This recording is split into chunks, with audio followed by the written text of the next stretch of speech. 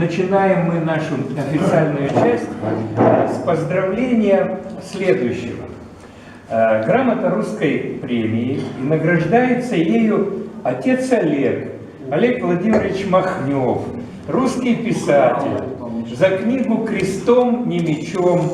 Житие архимандрита Андрея Всеволода Коломацкого», о легендарном православном священнике, неутомимом строителе храмов на Подкарпатской Руси, в Словакии и Чехии, а также за большой личный вклад в поддержку русского мира и сохранение русской и русинской истории и культуры на Подкарпатской Руси и в Центральной Европе.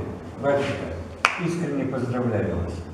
Мой друг, дорогие читатели, ценю и попытаюсь как-то оправдать доверие. Мой друг.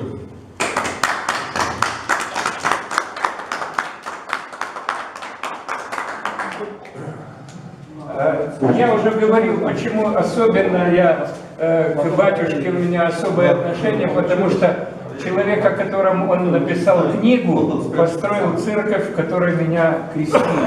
А я потом, когда уже много-много лет спустя, мне удалось на этой церкви поставить золоченый крест, чем я страшно горжусь.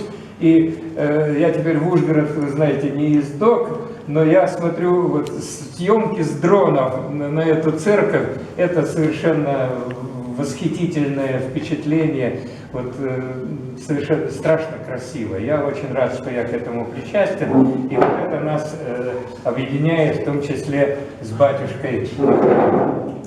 Так, продолжим дальше. Теперь мы возьмемся за следующего нашего. Та я знаю.